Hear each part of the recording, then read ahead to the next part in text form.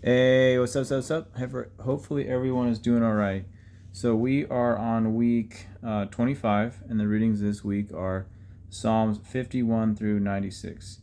Um, so when I was reading Psalms, it's I guess you don't know who all the Psalms are from, but I think it was like Psalms 80, and it says the Psalms of David, son of Jesse, are ended. Psalms 72, the prayers of David, the son of Jesse, are ended.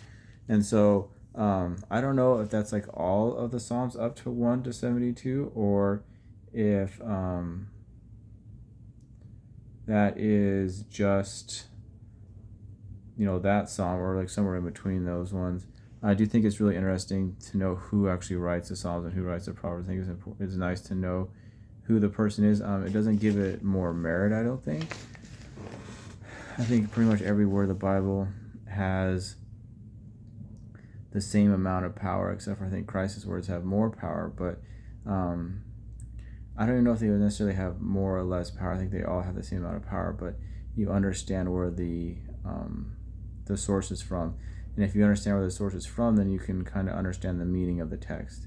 And so knowing the source doesn't necessarily let you know if there's more or less power. I think it's all the same power, but it lets you know the context, and it lets you know the source, and so it lets you have a better understanding of what is being said. Not that it has more or less power, but just allows you to have more understanding. And then I also found it interesting when I got to Psalms 90 is a prayer of Moses, the man of God. And I guess I would imagine all these Psalms up to like a certain amount. I don't know which one would end, but these are all from Moses. And it's interesting to hear Moses' standpoint of things too. And it's also, I just kind of put this together too, when it in Christ says, in the New Testament, he talks about, if you would have known me, Moses wrote about me. And then in Psalms right here, it talks about Christ. I don't remember exactly which verse it is, but he does talk about Christ. He says, you would have known me because Moses wrote about me. And this is cool to read what Moses writes about Christ. And I think that they talk about that in the New Testament too, the exact it is written. And it's really interesting too, because a lot of times in the New Testament they'll say it is written, and so they don't say like who wrote it. Sometimes they do, but it is written because it's all saying the same amount of power. So Psalms is really good. I think it's very encouraging.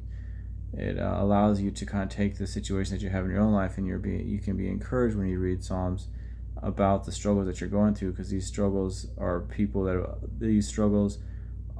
struggles that other godly men have gone through too. So it allows you to have, gives you peace, and it gives you comfort, and it just allows you to, and it gives you confidence in your life and what you're doing, and reassurance what you're doing is correct when you read about the other godly men in the Bible have suffered the same amount of persecution or the same troubles or issues that you had.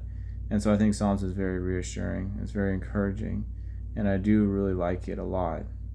I like I like all the Bible. Some parts are a little bit, I enjoy some parts more than others.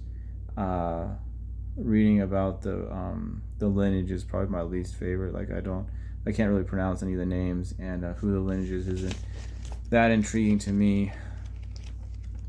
I would imagine for some people it might be intriguing, but I think the lineage is difficult for me. It's probably the part that I enjoy the least amount. It's like a little bit of work, but it's work, and so it does pay off. Even the lineage pays off.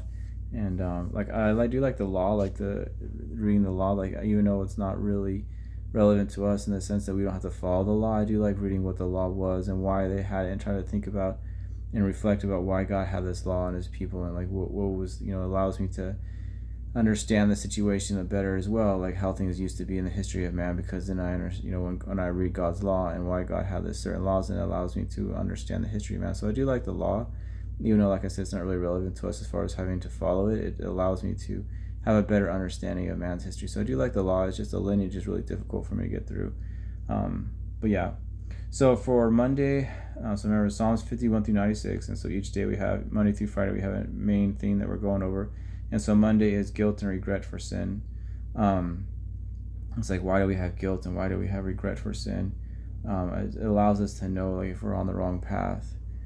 And otherwise we wouldn't really, how would we know if we're not on the right path unless we have these negative emotions? So you have guilt and you have regret for sin, which allows us to know if we're on the wrong path, and so that way we can adjust accordingly and make God pleased with us. And so Tuesday I have sadness, and sadness is not that difficult of emotion to process, I think, because it's like when you're really hungry. Like being really hungry is horrible, right? It's bad, but it can be horrible, right? Sadness can be horrible, but there is a cure for sadness, right? Like there is a way to get over your sadness. And same thing with hunger. Like if you're hungry, you can eat, and there's a situation you can eat, and so you're not hungry anymore and you're full. And so the difference between being hungry and being full and being sad and being joyful are so much difference that it's a really pleasurable experience to have the fullness and the joyness. There's feelings like hopelessness and despair. Like this is like sadness without any end to it, and sadness without any end to it is like despair, hopelessness, and this is a horrible feeling to have, because it'd be like being hungry but not being able to eat. Like your stomach doesn't work, or you just don't have the ability to eat, and so you're super hungry but you can't eat. Like if you eat, you vomit or something, and so that would be like hopelessness and despair compared to sadness. So sadness is bad, but it has an end to it. Same thing with hunger, is bad, but it has an end to it. But hopelessness and despair is sadness without end. And so this is horrible, and it is a feeling that is difficult to understand, I think, unless you've been through something similar to it, like being hungry and not being able to eat. But that is sadness in itself as well. And so it's that's what I have on for sadness. And then so for Wednesday I have gratitude because of God. And so it's important for us to be grateful towards God. And sometimes it's difficult, especially when we're in tumultuous times, either by our own doings or by others' doings. When we're in tumultuous times, it's hard to be grateful towards God's plan. But I think that, it's like lifting with weights. If you can be grateful, it's like training with weights. If you can be grateful with God's plans when things are not going well, then it's really easy to be grateful towards God's plans when things are going well. So it's like training with weights, like if you're running with weights on it. And so it's difficult, but it allows you to really do well and to succeed when these weights are lifted off, and then you're grateful towards God's plan when you're happy, or things aren't super tumultuous or super difficult in your life. So Thursday I have gratitude. That was Wednesday was gratitude because of God, and so Thursday I have joyfulness towards God's plan.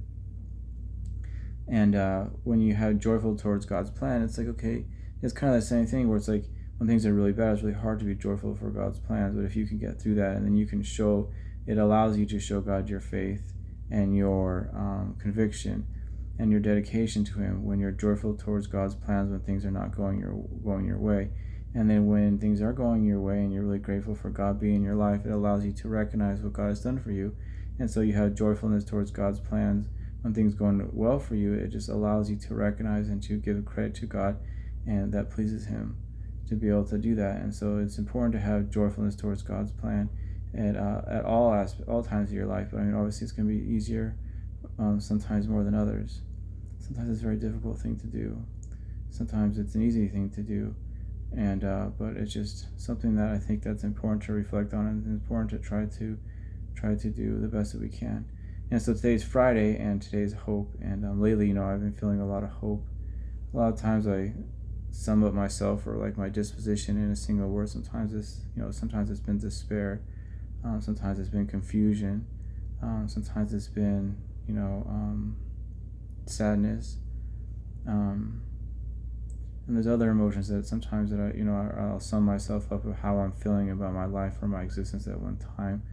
Reflecting on a lot of it is not necessarily on God's life towards me, but I feel like most of these is, if I'm in despair, it's not despair because of God, it's despair of those that are around me, and those that have control over me and control over whatever they're doing with my life, and how they're affecting me, and how they've orchestrated the events in my life to bring about certain events or conclusions or feelings or emotions, or justice, or whatever reason that they have.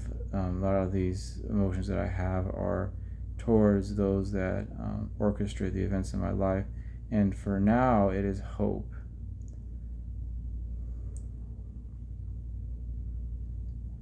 Maybe that corresponds with my calendar that I put together.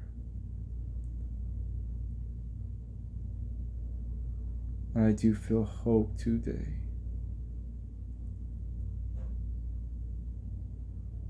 I'm grateful for hope. Maybe I'm just grateful for hope. I'm grateful for those that orchestrate my events to allow me to feel emotion of hope and to be hope. It is much better than be hope and be to despair. I'm grateful for this.